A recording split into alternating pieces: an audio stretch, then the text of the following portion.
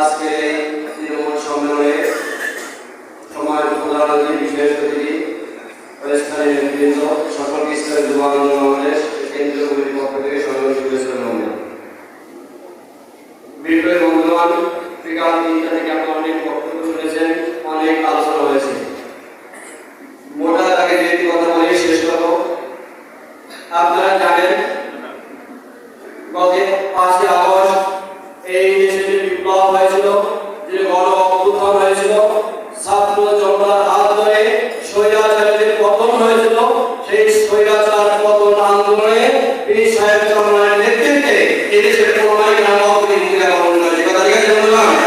আপনারা জানেন এই বাংলাদেশের ইতিহাস যদি ঘাটা হয় তাহলে ব্রিটিশ বিরোধী আন্দোলনে হুসাইন আহমদ মাদানী এই বাংলাদেশ থেকে ব্রিটিশ তাড়ানোর জন্য অগ্রণী ভূমিকা পালন করেছেন।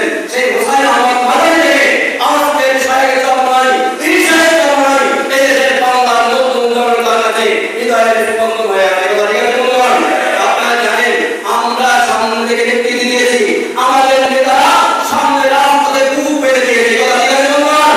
আপনারা জানেন যে 19 তারিখে পীর সাহেব চরমনাই যেদিন ঢাকা বাংলাদেশে 100 মানুষ নিহত হয়েছে, হেলিকপ্টারে টাকা গুলি করে মানুষ হত্যা হয়েছে, সেদিন আমাদের নেতা হযরত পীর সাহেব চরমনাই নিজে ঢাকা যুবলীগ থেকে যুব সমাবেশ করে সেদিন ময়দানে নেমেছিলেন। কথা ঠিক আছে বন্ধুগণ?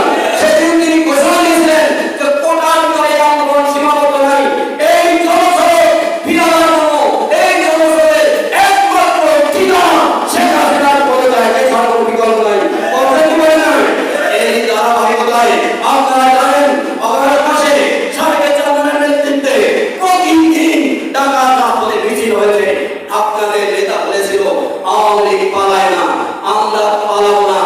আপনারা ঠিকই পালিয়ে গেছেন, আপনাদের নেতার কথা রাখেনি, কিন্তু আমাদের সাহেব চরমনাই তারা মাঠে থেকে বললেন আমাদের নেতৃত্ব দিয়েছেন, আমাদের নেতারা পালন নাই। কথা ঠিক আছে বন্ধুগণ? আপনাদেরকে বলতে চাই বন্ধু, আপনাদের যে সমস্ত নেতা দুনিয়ায় সামান্য বিপদ থেকে পালিয়ে গেছে, কিয়ামতের ময়দানে তারা কোথায় থাকবে?